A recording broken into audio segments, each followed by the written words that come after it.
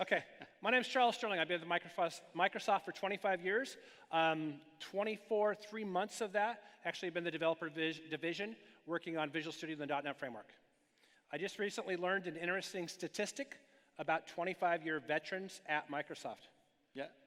One out of every 4 of them are actually a millionaire. I also know that the other 3 of us are bitter about it.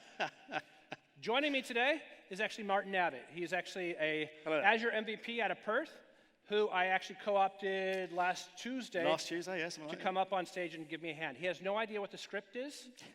Matter of fact, until about 15 minutes ago when I was walking with Adam Kogan, I didn't know what the script was.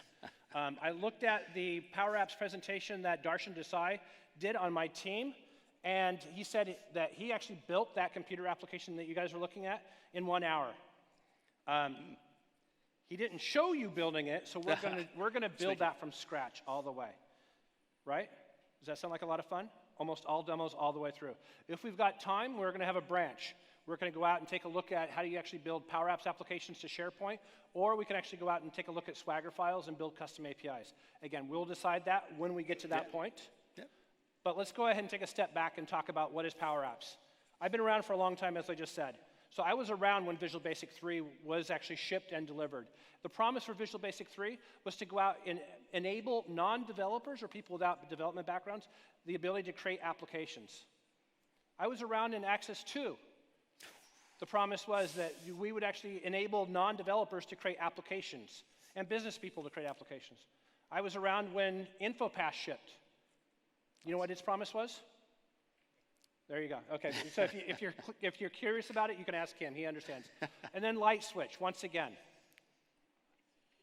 PowerApps is going to deliver on that promise. Adam was asking, why is it actually going to be this time? What's the case?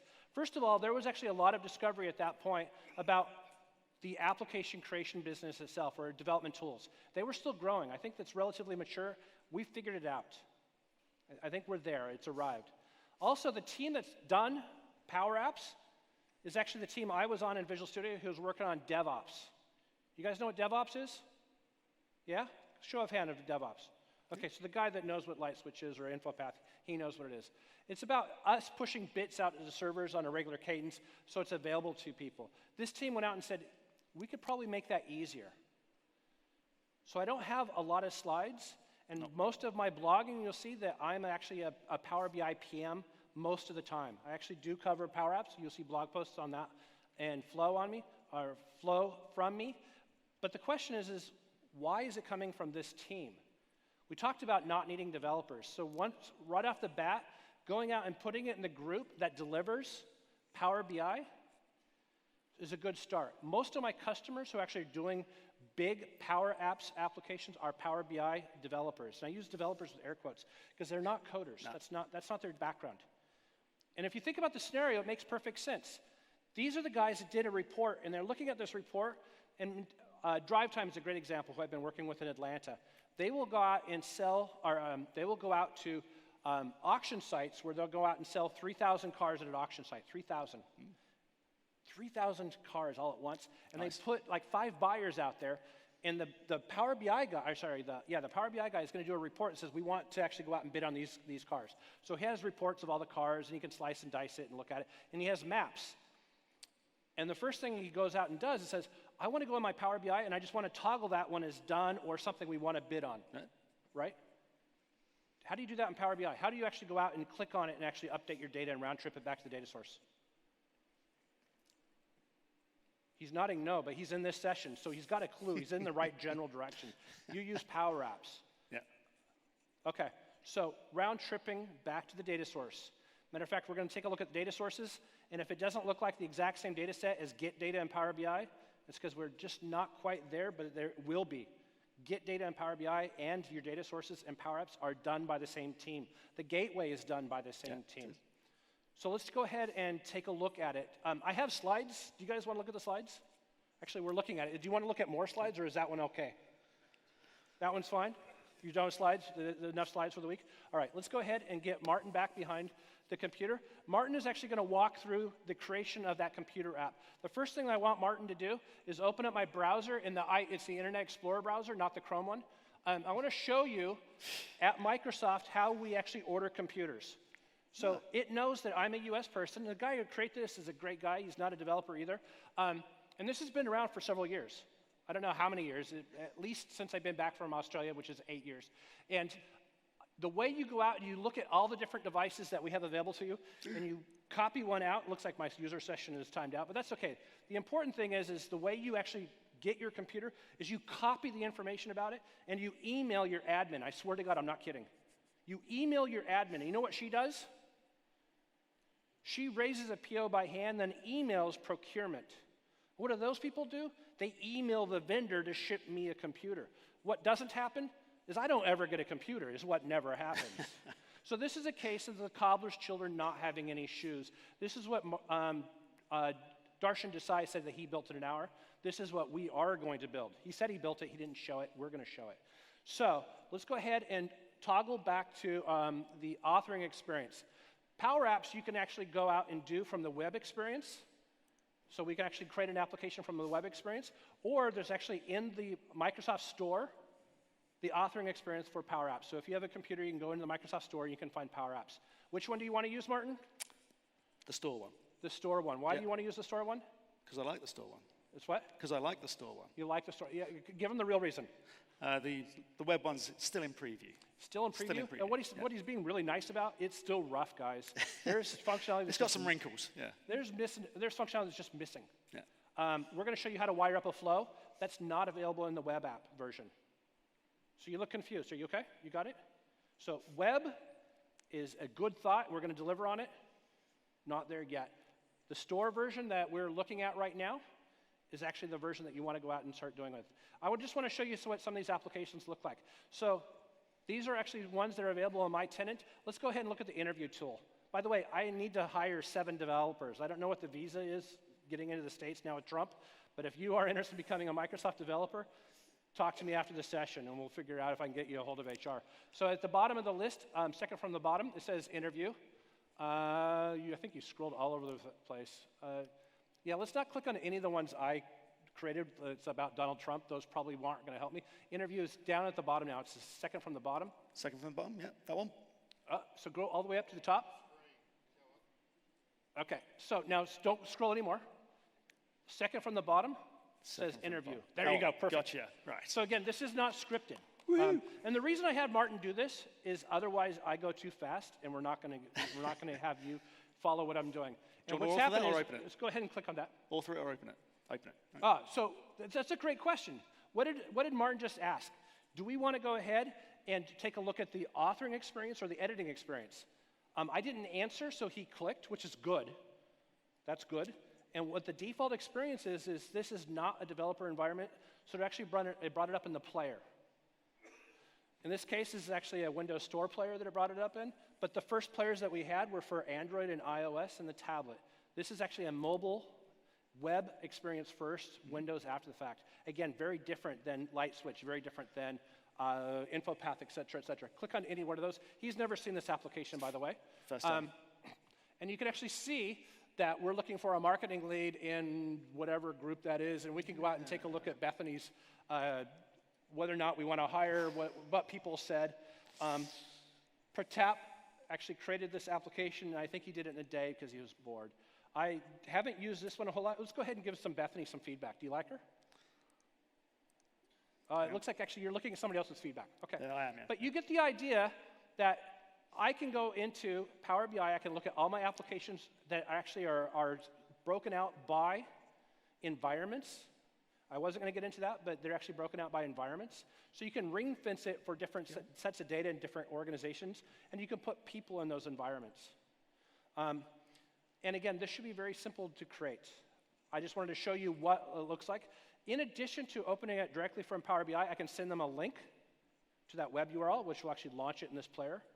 Additionally, there's something called AppSource, which is actually a store, but internal to your organization. So AppSource, right now, if you go out and do a save, when we actually save, it'll actually publish it into the AppSource. So actually, it'll publish it into your personal store if you haven't played with AppSource.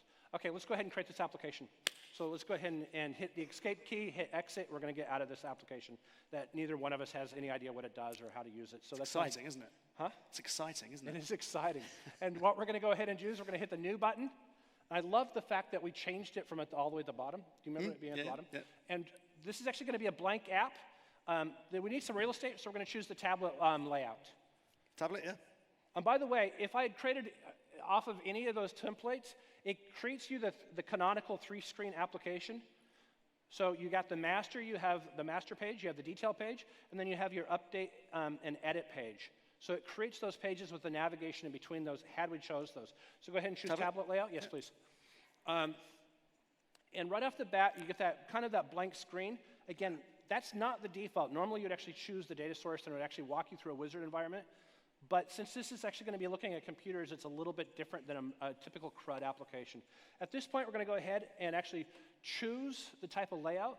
I like this one here, the one that actually has that. Yeah, let's go ahead and choose that. Yeah, cool. And what that's going to do is it's going to give us a gallery and it's going to give us some initial look and feel.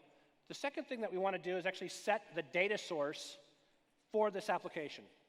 So all the way up at the content, it's actually going to say data sources, and over here we're going to say add data source, and the top one is actually going to say add static content. And again, I mentioned the fact that this list should look a lot like the Power BI list. They are going to be exactly the same. It's the same team that's creating those. We're going to choose that top one. It's asking us what data source we want to use.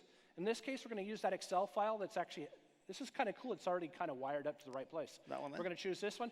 This Excel file, as Adam was asking about, has 2 tabs in it, in that workbook, 2 tabs. Go ahead and choose open. And they are called... Yep. No. What happened? Oh, there we go. They're called machines and OEM. So those are the 2 tabs, or 2 tables if it were in a database. Let's go ahead and select both of those and choose connect.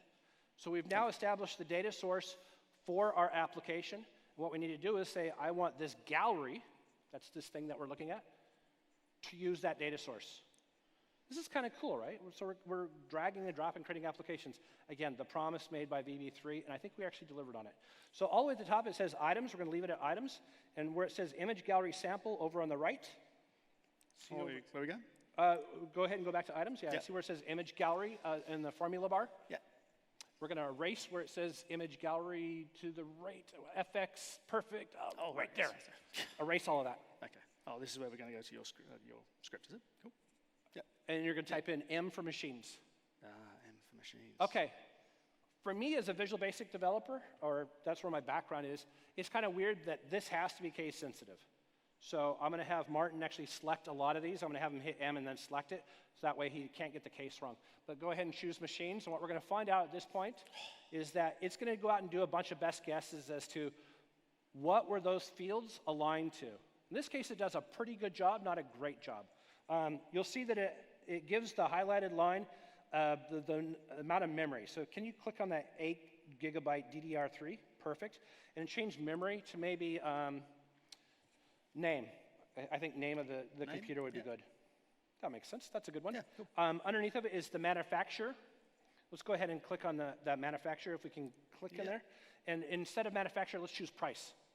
I want to know the price. Yeah. At Microsoft, usually they give you a limit for the devices you got. So we're going to go ahead and actually put whether or not you're in compliance or not as a visual cue. Rather than all-in-one at the bottom, let's change that one to processor type. I still have a dev background. I still want something with a decent processor. So I'll be looking at i7. So that's good. OK. At this point, let's go ahead and style this application up a little bit. Maybe app name, let's change that to Martin's app or whatever you guys want to call it. I'll leave that to you guys.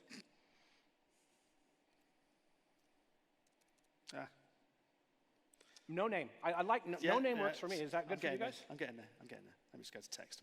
Okay. Text. So carry on talking. Can't click. It's not my mouse. Default.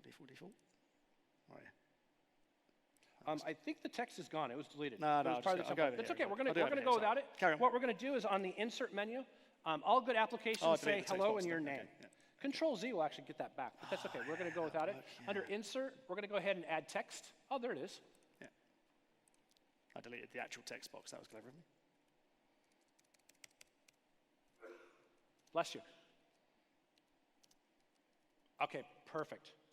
Now what we're going to do is we're going to go ahead and add a text box. You see it on the menu there? Yeah. And we're gonna, that one's perfect. And we're gonna click that, and you're gonna actually drag it to the right, and we're gonna set that one equal to whoever happens to be using this computer, or using this application. So where it says to text, maybe it'll say good day mate inside the quotes. Can you write good day mate inside the quotes for me? What do you want to change that to? Good day mate, or hello, or hi. How you doing? We'll stay on message, shall we? There, you're good. G'day. A colon and a space. That way it's not butted up against the thing that we're going to add. A colon and a space. Perfect. Outside the quotes, we're going to give it an ampersand. Yeah. And there's a property called user. US and open parentheses, dot or full stop. I keep asking people, is it a dot or a full stop here? Period. There you go. Neither of those. Yeah. And we're going to go ahead and use full name. Done. Okay. Hit enter and stretch that out. A little bit bigger. Yeah. Okay.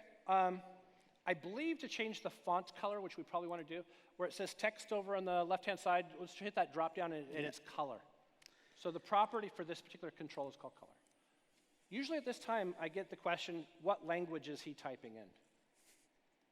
Do you know what language this is or what we're doing here? Someone said yep. Who said yep? Outside voice. M. No, it's not M. Yeah, it's an interesting guess. I was going to say a good guess, but it's more an interesting guess. So M is our querying language for how you create data sets. Actually, it has no language. And what we did was in every case, we took a look at Excel and figured out what they did after their equal sign. If they don't have one, we took inspiration from Excel. So it should look like stuff that you would put into Excel after your equal sign. Does that make sense? Mm-hmm. Why did we do that? You have to go back to who we're targeting. We're actually targeting those BI developers. So we wanted to use Excel. So Excel if it had a name. Okay, under color, get rid of all of that and type in gray. Gray, okay. I think it's cute that we use the RGB colors and we put those 255, but they have these, not dim gray, just gray. Just gray. Dim gray is an option. I didn't even, what color is dim gray? It's not good. It's a bit dark. Okay. Yeah, great. So again, color names are something that VBA and Excel has. At this point, we're looking at all of those computers, and there's a lot of those stretched way, way, way out forever. So we probably want to go ahead and actually start slicing those out, just like you saw actually on that website. So what we're going to do is we're going to drag that whole gallery, which you've already done, and look, can we resize it to one side or the other? Either get it to the left or the right. I don't care. About that. Oh, not quite that much. Perfect.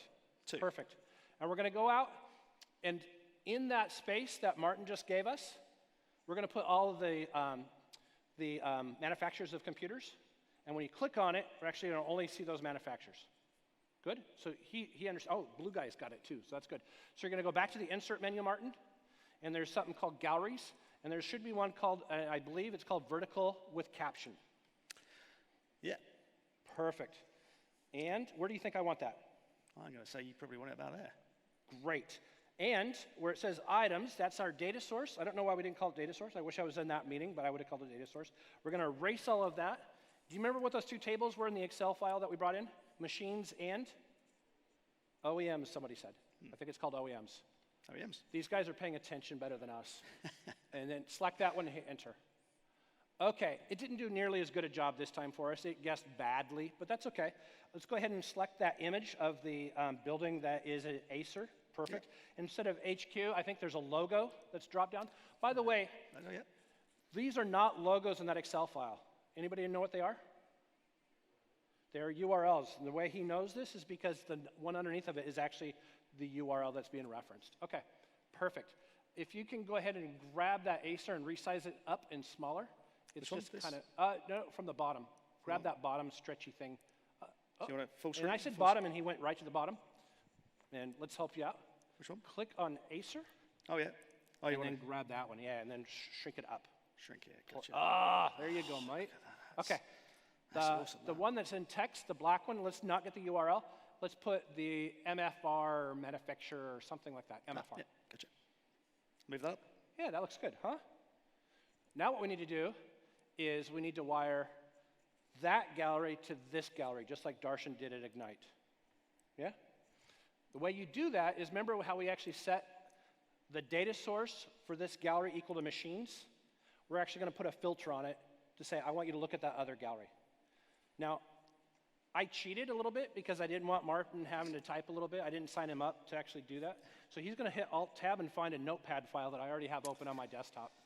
Should be down. Oh, where is it? There. Perfect. Okay. Yeah. And in here, all the way at the top, it should say filter machines gallery 1.selected MFR equals MFR or something like that. Copy that line. Does that kind of make sense what's happening? So there's a manufacturer in both of those workbooks, and we're going to go ahead and do a join on those in code. And if you paste that into the items formula bar for that gallery on the right. This one? Yep, perfect. And what he's doing pretty good is actually, and I tend to struggle with, he knows that the gallery's the big box, and there's a gutter with smaller controls. It seems to want to select those. So he's doing a pretty good job with that. And if you hit enter at this point, we should be good. Another nice thing about PowerApps that I didn't talk about, this is a live development environment. I don't know if there's any others that I've ever run into. This is live. So if he selects, you know, I love Lenovo. I'm a huge Lenovo fan, as you can see from my X1 with the Australian flag. If you scroll down on the manufacturers, scroll down and you got horizontal. So just keep going down. You can find my favorite company and go click on Lenovo. Lenovo. Okay. Lenovo. Lenovo, yeah. And you're only going to see the best laptops in the world right there. And Microsoft. And Microsoft, I meant. But okay. So we've got these wired up. Now what we want to do, just like I showed you on the web app, or actually as Martin showed you on the web app, we want you to be able to select the laptops that you are interested in and maybe put them in a different screen so you can start comparing them directly. Does that make sense? Okay. So we're going to actually go ahead and select the big gallery on the right. Yep. And you're going to hit that editing little pencil up at the top. It's an icon here, yeah. And now we can actually drill into each of those gutters inside of there. And in the insert menu, we're going to go ahead and go to controls, and there's a checkbox. We're going to add a checkbox underneath the controls. Yep. And we're going to put that down maybe underneath of Intel Core 5. Yep. Perfect. And change the word option. Can you change that to compare or select or... Yeah. I'll let Martin decide what he's going to call it. Is this pretty cool so far, guys? Yeah, I love playing with this stuff. And wait till you get to the flow section when we start wiring up the flows. Okay, at this point, we're going to go ahead and add it to a collection. I'm going to check that checkbox, and I'm going to add it to a collection. But again, there's a lot of magic in some of these tools. I want to show you that I'm not doing it, or we didn't start with anything prepped. So if I could go ahead and get Martin to go to the content and click on collections, perfect, he's already there. There is no collection yet. We didn't create one, we're not going to create one, but we're going to reference one. So I'm going to have him Alt-Tab back to that notepad file, and it's going to say something like on check, collect, compare lists. So I want you to grab that collect, not the whole thing, just after the arrow that points to the right. This one? That one? Oh, just that, yeah, sorry. Yeah. Perfect, yeah. So grab that and go ahead and on the select or on the on check of the checkbox, paste that in for me. Perfect. Hit enter and go ahead and check a couple of these computers. Oops. Cool. You have to click it twice to actually activate it. So while I say it's live, there's an editing experience. It's the first click. The second click will actually activate whatever its default properties are. And now if we go ahead and go back to content and collections, again, not putting anything up my sleeves, you actually should see all this stuff that we've actually already added to this collection. By the way, Martin will pause at any point if you guys want to applaud. He's like that. So anyways, well done. Let's go ahead and grab the uncheck, because right now all we're doing is adding them. We have no way of removing them, because I think all he's added is Microsoft computers. Obviously, we want the Lenovo's, the ones that need to be there. So let's go ahead and grab that, go to the on and uncheck, and put that there. By the way, I'm going to put this up on my blog, guys. So it's going to be in the recording, but we'll also put it on a blog. And then paste that other one in there. So now when we check it, adds it, uncheck it, removes it. Makes sense. Okay. So where are we at? We are looking at a page. We've selected stuff. We can slice it. We probably want to go ahead and view those ones that we got in that collection. The easiest way I think I found to do this is to reuse this form. Over in that little thumbnail, all the way on the left, there is a black column next to the thumbnail all the way to the left. Oh, you over see here? that? Even further left, there's a little thumbnail of our screen. Yes. here you are, yeah. And those 3 dots, one of them says duplicate screen. Do that? Yeah. Yes. Okay. Now what we're going to do is you're going to change that big gallery to not use that crazy filter argument. See where it says filter? Oh, you were there. See where it says filter a second ago? Yeah, hang on. Yeah. Perfect. Erase all of that and start typing the word compare. C-O-M-P. Did you? C-O-M-P. C-O-M. C-O. It'd be nice if they had that whole Compare list, yeah. type in an error. I think Bronwyn was showing that. It'd be nice. And if you hit enter, Yeah. what we should see are only those computers that were in his collection. Correct.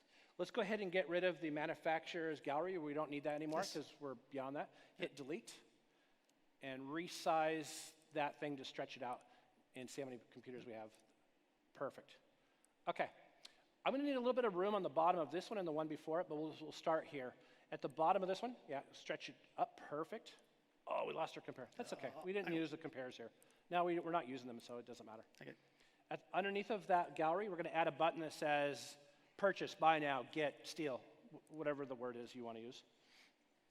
So we're going to go to insert. We're going to go out and say button under the insert menu. I think insert button is You right don't at the you don't want it top. in the. You don't want it in the. It's going to be at gallery, the so you want it underneath of it completely separate? Yeah, on the screen. Yeah. So And button. Yeah. And we're going to drag that off there. I love how it has a blue title and everything has a blue background, so you just lose those controls, they're just gone. I was just playing with this with Adam, and we lost, I don't know, a couple hundred controls in that blue bar. Maybe not a couple hundred, but we definitely had troubles finding them. And then in this blue button, we're going to change that text to say buy me or buy computer. Yep. And we'll go back and fix up the other screen to get to this screen. But we needed to have a place to go to have the navigation work. Okay, perfect. Now, what do we need to do here? Probably give you a visual cue as to which one you selected. Right now we have those check boxes, but I don't want you checking them and buying 2 computers. That's not what we want. So what I'd like you to do is click inside that gallery, perfect, inside of it to one of those computers, and you'll actually select perfect. Underneath of the property drop down for that gallery itself, where it says items, here, Yep. there should be something called template fill. There. Yeah. So what it's saying is, what do you want to fill this with? And it takes an RGB argument. At what point? So I'm going to have them alt-tab it back to my little notepad. And there's actually going to say template fill at the very bottom. And grab everything with the if, after the if. Yep. Okay. You see what this is doing? It's going out, and if it's actually selected, it's making it green, and if it's not, it's making it white. Go ahead and hit enter, and it looks like he had that surface RT selected, or this is the one. If we go ahead and click on the one to the left, and click on it one more time. Yep. Oh, there we go. It actually is making it. So we actually will now then go out and order it. Now, before we hit the purchase one, we're going to actually do that with a flow. We're going to go back to the other form. We're actually going to do some more work here. Okay, now that we're here, we're going to do some more work here. What we need here is a button at the bottom, just like there. So we're going to resize this a little bit smaller. And that one's going to go out and say compare, and we're going to navigate to the other screen. So insert another button for me. Drag it down. And on the on select, we're going to go out and type in navigate. N-A-V. Yep. And select that. And it takes 2 arguments, and it's actually saying that you have this many screens. This is where I can navigate you to. We want to take the bottom one. That's the bottom one's the one that we actually just created with that duplicate. Perfect. And then it actually takes 2 parameters, so we're going to add a comma. Which one do you want? And choose any one you want. Oh, This let's do is a fade. Martin's choice. Yeah, let's do a fade. That, and I have no idea what they are. I've never played with, I think I've always played with the top one. Okay. So when I click on this button, what do you think that's going to do? There you go. It's going to take us to this screen. Let's do one other thing. Let's change the text on this button. And we're going to go back to that cheat sheet. Perfect. So Alt-Tab back to that cheat sheet. And in here, we actually should have something that goes out and says text and then compare by count rows. And it uses that compare list. Remember where we got the compare list? By referencing it on the onSelect. Pretty cool, huh? Now, I've been pasting in this. Would you guys call those as lines of code? It's always interesting is how many lines of code have we written so far? We've set a couple properties. Some of them would have taken a little bit of discovery. So is that 0 or is that 5? But it's not a lot. It's fit in a notepad so far. I think we're good at this point. We just need to go out and wire up the ordering. And actually, we need to have the user on the ordering as well. So we need to know who's going to pay for this and who approves it is all we have to do. By the way, we've looked at it so far in the editing experience. I don't think Martin's actually hit the player. Up in the upper right-hand corner, we can go ahead and put this in the player. In that play mode, just like when you open up that HR application. So that's actually the interactive mode or what your people look like. Let's go ahead and choose my Lenovo's, add a bunch of those into the cart, and select a couple of these. And what we should see is when we hit that compare, it should take us to that second screen. And we can now go out and select one of these, and it should highlight it. Now, we're not using that select at the bottom, but what we want to do is implement the purchase and who's going to pay. Pretty cool stuff. I like playing with this stuff. Okay, let's go ahead and hit escape, get out of the editor. Yep. And what we're going to do is we're going to move that button over a little bit. We're going to give us some real estate to the left or right of it. Is that your choice? Let's shrink it down. And we're going to add another text box. Actually, we're going to add a text input and a text box both. So under Insert, Yep. That's it. you're going to add text box, drag it all the way to the bottom, and under back to Insert, over on the right there's a text, and we're going to choose text input. And you're going to put that one to the right of the one that you just put. So you may need that button a little bit smaller. Yeah. Okay. That first text box that you added there for me, Yeah. let's call that one Approver. Dude that pays. Okay. In that second one, default's going to be get rid of all of this, including the quotes. Type in user. Remember that user we used a couple seconds ago? After he types in user and he hit the full stop, period, one of those was email. So let's go ahead and choose email. Which one do you want? Email is the top one. Email. Gotcha. Right. Yep. Okay. And my image actually would have came in too. So when we hit the purchase button, we're going to go ahead and build the guide that's in there.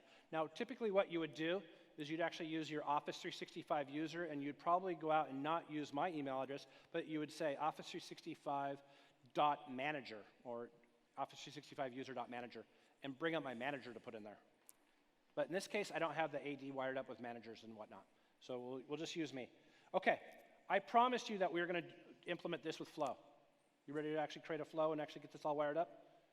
Oh my God, yes, Chuck, you are between us and beer. Exciting stuff. Exciting stuff. So let's go ahead, click on the purchase button. Let's go ahead and under actions, there is a little rocket ship that says flow. Now, I created this a little while ago. We could have used one of those, but we're going to create a brand new one because you guys deserve the extra $1 here. And we're going to choose the bottom that says create new flow. This is going to take us into the web experience because Flow only has a web experience. And the first thing, as John Lau was talking about, who was just in the session before me, the first thing it wants is how are you going to initiate this flow? I do a lot of stuff in Power BI, so I would probably use Power BI and you set it with an alert. I do a lot of tweeting. I could go out and say, when a Twitter comes to me, go out and kick off a flow. There are lots of things that you could actually initiate. In this case, what have we been playing with for the last 5 days in this session? Beardy, you left me. You left me hanging, buddy. He's looking at his Kindle, too. What have we been playing with? We've been playing with? There's a clue. PowerApps is what we've been playing with. So go ahead and type in PowerApps. And we're going to choose PowerApps. And select that PowerApps. Perfect. So what it says here is when you have an action in a PowerApps application, initiate this flow. I'm going to show you how to wire it up directly in a second. Actually, you already know because we had that button clicked on, And we're going to select one of those, and that wires it up, just like a function call. Okay, the new step, we're going to add an action. This action in this case is approver, so type in approver for me. Approver. See all that? Actually, yes, send approval. That was perfect. Approval email? Yes. Yep. Okay. I think it takes 2 arguments. Yeah. It just takes 1, but we're going to give it 2. So go ahead and click in there.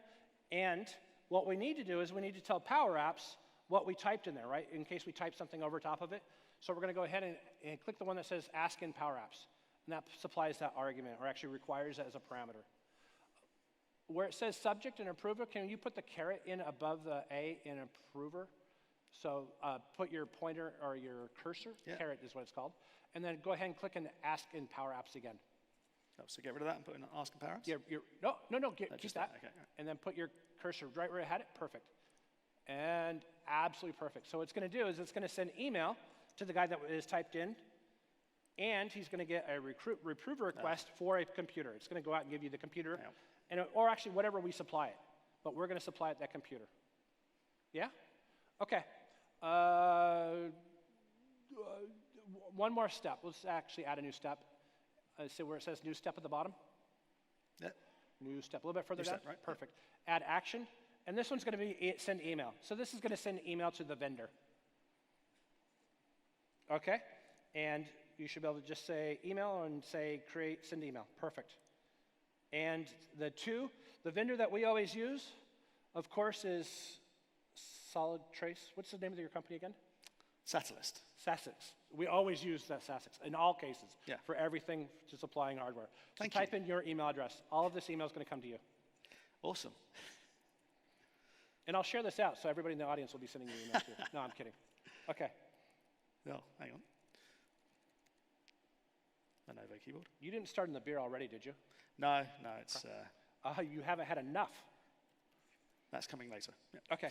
Once again, you know that we could have asked this in PowerApps and passed in this again. Or we could have actually pulled it back from an action before. So a lot of actions will actually supply data back as something that you can use further on. Okay. In this case, it will be, the subject is going to be please order, and then you're going to say send approval subject, which is the second one down on the right-hand side. Yeah. Right? All the way at the top, it says entitled. We're going to call this one Martin Abbott, where it says untitled, all the way at the very top. Keep up, all the way to the very top. Up. Where? It's all the way up here. You know, Adam had a tough time finding it too, and actually, I must admit, I did too. What, search where? Where it says untitled, just down a little bit. Oh, right, okay. Yeah. That's tough to find, isn't it? It is, yeah. Did you guys see it? By a show of hands, how many people actually found it? It's just me we then. feel like idiots. Then. Just me then. Yeah, okay. That's no, I did too. And so did Adam. I know Adam had a tough time. Type in your name, or Adam's name, or somebody's name. Yeah. Something that we can find. Approved, purchase.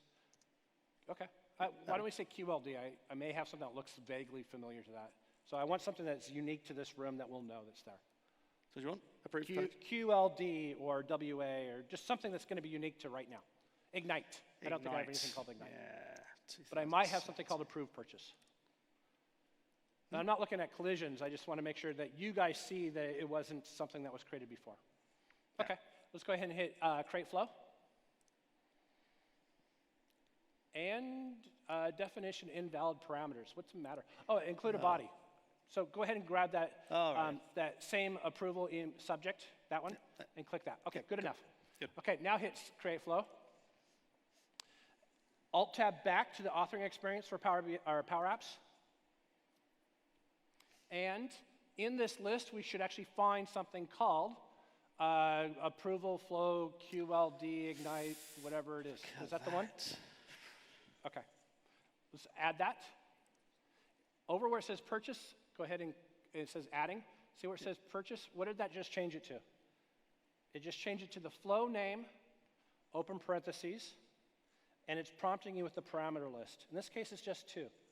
So the first one that it wants is this down here, right? The email. So we're going to go ahead and call it text input 1. So text input, start typing in text.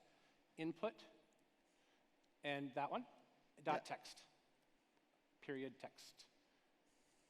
Perfect. Okay, and the second parameter It's looking for, oh, the message. So we want to use the name of that visual that we use is called template gallery something. So type in TEM, it's the one at the bottom. Says. How do I know it's the one at the bottom? Because the first one was the one we added, then we made a copy of the form, so added a new one. And then dot selected, right? So we want the thing that's in the green, dot, or period, sorry, sir, period. Why did it not give us a drop down? What are you after? Oh, it did. I'm just not seeing it. And we're going to choose the name or memory or price or whatever you want to add. Anything? And then close parentheses. Okay. At this point, let's put it in the player.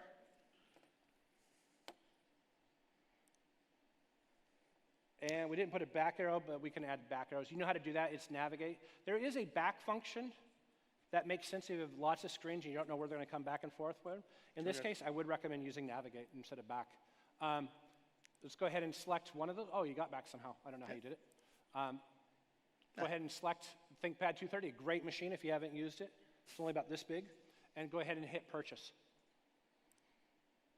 Who's paying for this, by the way? No. Okay, I'll tab back to Chrome. I think I have this mailbox open. Charles Sterling, it's the third tab in on either side. Yeah. What we should see is a ThinkPad X230 from right now at midnight. And I could approve or reject it. If I reject it, it's not going to go to Martin's email. If I approve it, it will go to him, and he actually can see it at this point. So, as Darshan Desai promised in the US Ignite session, he built an entire application for ordering computers that displayed them, sliced them, was able to compare them, and actually go through an entire flow. I delivered on that promise in this session. At this point, we have a branch. Is that pretty cool, guys? Did you like that? How are we doing on time? Okay. At this point, we have a branch. We could take a look at, I just bound to an Excel. We could bind to a SharePoint list and actually show you how you would write an evaluation application. Yeah. Or we could take a look at how you would actually call a custom API. I would suggest the SharePoint one because John actually covered that in his, yeah, okay. So I've got a couple heads nodding that they want to see you rock and roll on the SharePoint stuff. Okay, we can do that. So is it okay if I go grab a beer? Because okay. Yeah, exactly Bring right. some back. Yeah, exactly right. So I'm going to go into my tenant because it's different. So I'm going to go to office.com.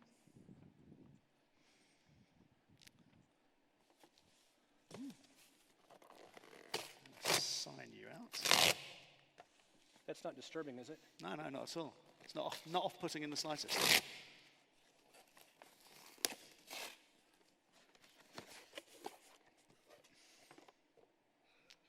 Ooh, look at that. I told you my day job's Power BI. Is it okay if I give a couple of these out? What is going on there? So, Adam helped me actually earlier. I got to give one to Adam. Do things Thanks, man. politely. Beardy, I don't know your name. I didn't catch your name, but you actually been there for me too. And blue shirt, right here. I think these are big boy sizes. That one's not a big boy size. I think this one is. If not, you're going to have to find yourself a girlfriend. While Martin's actually getting logged in, getting me actually out of these instances, are there any questions about PowerApps, Flow, or Power BI? My session on Power BI is on Friday morning, and we're going to go through the developer experiences. How do you actually wire up things like Flow? Specifically, how do you put your Power BI application into a web app? I'm going to take a look at that for, it's going to seem like a year, but it's only going to be an hour. You right here. So the question is, are there any plans for allowing external users?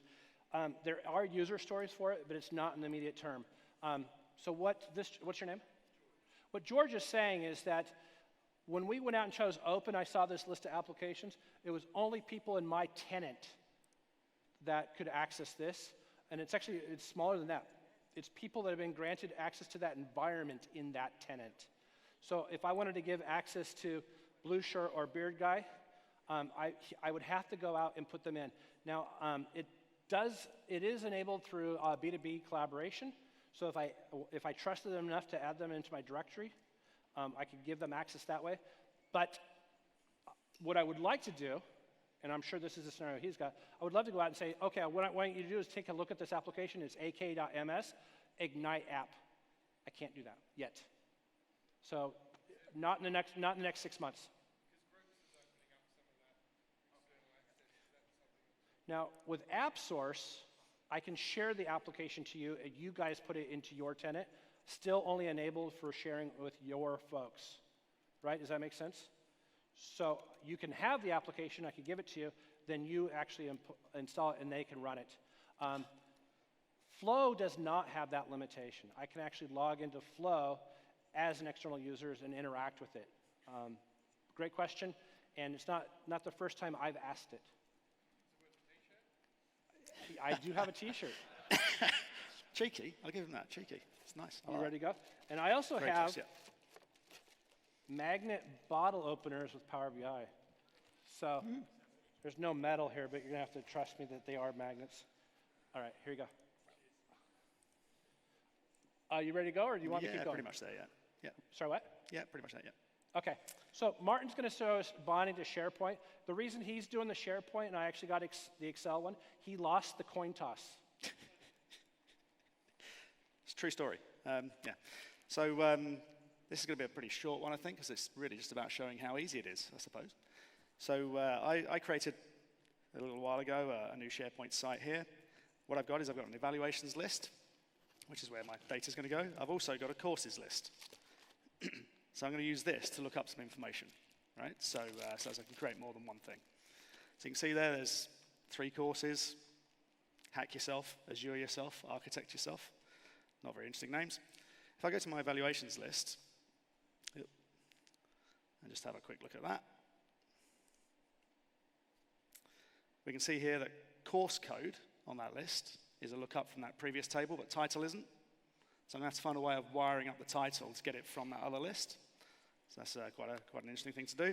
And then the other stuff is a bunch of numbers that we'll just use. So anyway, we'll go back here, and there's absolutely no data in there at the moment. And you see there's PowerApps at the top. Okay, we're going to stop for a second. So this isn't something he had to add. No. For all Office 365 instances of SharePoint now, you are all going to see PowerApps. It's just there. Something that was added in November 24th. Sorry, go ahead. Yeah, carry on. So I click that, create an app. This all seems very straightforward, doesn't it? So I'm going to create something called, I don't know, course evaluations, create. And what this is doing now is it's going away and actually creating it in the web design experience. So once it's finished doing its job, I'll close that out and I'll go actually into the Windows 10 design app, because as we mentioned earlier on, this is still a preview.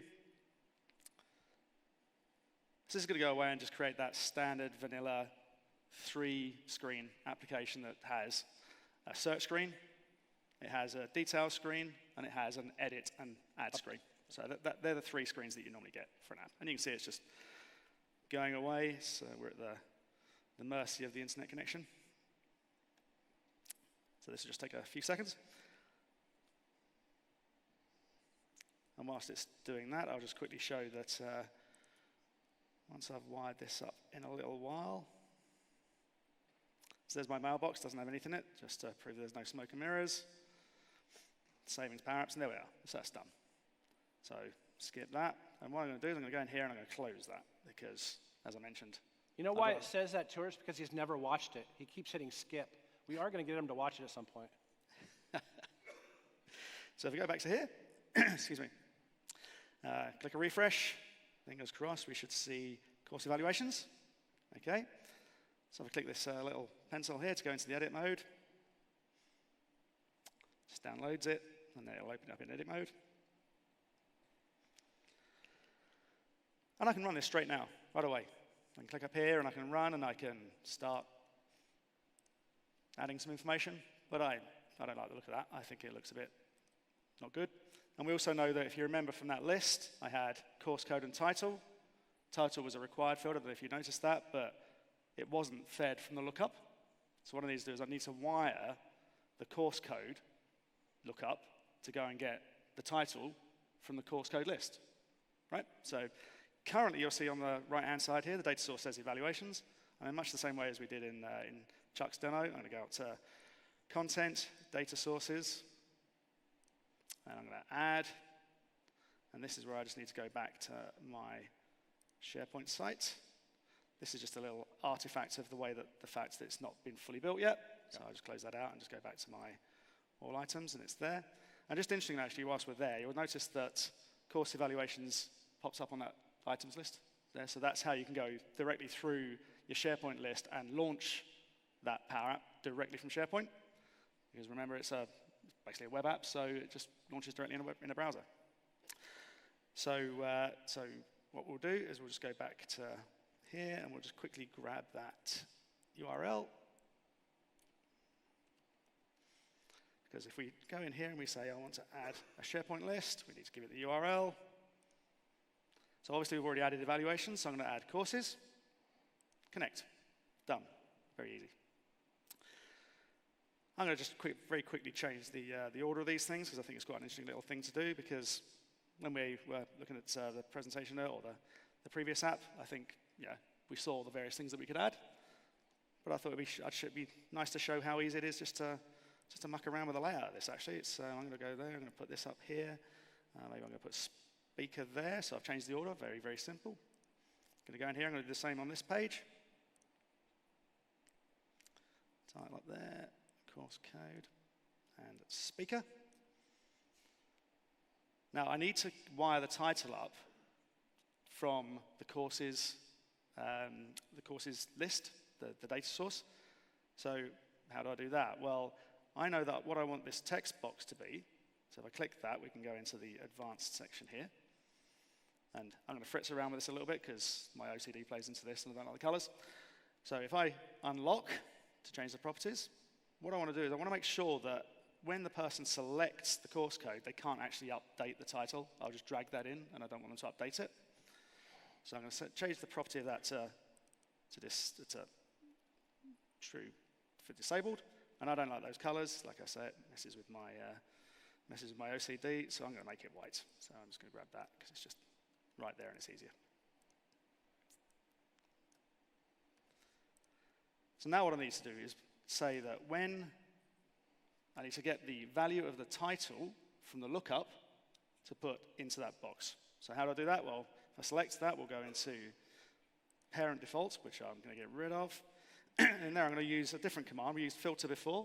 There's filter, search, and lookup. They tend to be the ones that you use to play around with data sources. I'm going to use lookup. I know my data source is called courses. I'm going to choose course code because that's the thing I'm going to compare against. And then I need to tell it where to get that course code to compare against it. I happen to know that that's data card value 9. I may have done this before. When I click that, it's asking me what I want to choose. It's a select box, so I'm going to choose selected and the value from that selected checkbox. If I click or put in a comma, I still need to give it another parameter, because what this is doing a lookup against a piece of data, and I need to tell it what piece of information from the data set, the data source, to put in that box. So we can see here, we can see author, content, code. What I want to do is put in title, because that's the thing that's in that other list. So there you go, so that's done. So if I just go in here now and I just start this up, I go add an evaluation. You can see it's not highlighted. When I click select, it brings back the data from the lookup. So there's 3 of those. If I choose Azure yourself. So that's wired it up and it's brought that data back through. Okay. I happen to know that the content, I didn't change the speaker direction, but let's put speaker. Let's say Charles. His content was excellent. How were his demos? Yeah, excellent. Knowledge? Yeah, excellent. Overall, nah. Oh, go on then, right, 5. So when I click add, what do we expect to happen? Push it back to the list. Should push it back to the list, right? So click add, and there it is in the actual application. If we go back to the list, just refresh that, and there it is. So with a matter of a few clicks, It's pushed it back into the list. And of course, Hang on. That took you actually 9 minutes. sorry? 9 minutes from end to end. Did it? And I was talking as well. I'm impressed. I mean, that's just, I was talking as well. Yeah. So you saw how easy that was. It's PowerApps, click, create app, go through. And if I go back into the designer now, I'm just going to click out of that. And because I'm paranoid about these things, I'm going to go in here and click save. Because I did change a few things. So this is now saving it back up to the cloud. So if I go back to my browser, go into all items, course evaluations. It now knows about the Power App. I click open, and I get just exactly the same experience when it loads, which will be in a second. So I thought the other thing that would be interesting, and in the interest of some time, so yeah, you just have to trust me. So in the interest of time, if we go back to the items here, I thought it would be useful in a similar way. Quite often, just doing this sort of thing is no good. Quite often, you want to alert somebody. Yep. So I thought I'd show the flow as well, the flow experience. Now, the flow experience isn't so inline, if you like. So if I go to flow, create a flow, I'm in SharePoint, so it brings back all the templates that are pertinent to SharePoint. So I'm going to go in and go select customized email. I could, of course, go through an approval process in much the same way as Chuck did with his, but I'll just do a straight email because it's much simpler. And it brings back the template, and hopefully I've already got all the connections wired up, which I have. Click continue. That's what, 2 clicks, 3 clicks, something like that. It fills this with a bunch of default data. So that's obviously the list and where I'm caring about the new item being created. It's getting my details from my profile, and then it's sending an email. I'll just leave this as it is because it's actually pretty good. And I'll leave the title as it is. Create the flow. Done. Go back here. So I've now created my flow. If I go into manage,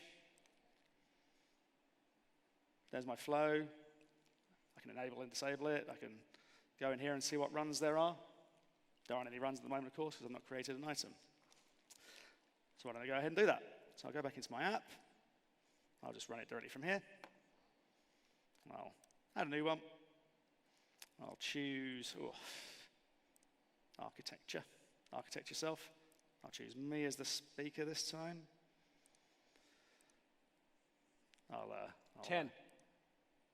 Let's Mate. All right, we'll do that, just to prove that it works. Click evaluations, click the plus, there it is, and obviously I can go in here and I can view them as well. So again, this is just the standard, off-the-block, 3-page app, or 3-screen app, right? So it's standard dialogue, I can delete, I can edit. You know, maybe I was being a little bit harsh on myself, so the content was 3. So it's updated it to 3. And again, I could change the layout and so on and so forth. And I think it's quite interesting. I won't go all the way through this, but you can also do things like choose a particular item that you want. And I could maybe have that displayed as a rating instead. Quite a nice thing to do. But I'll leave it as text at the moment. So of course I would hope that it's going to send an email. Okay, right? Now there is a polling process, so it's not immediate.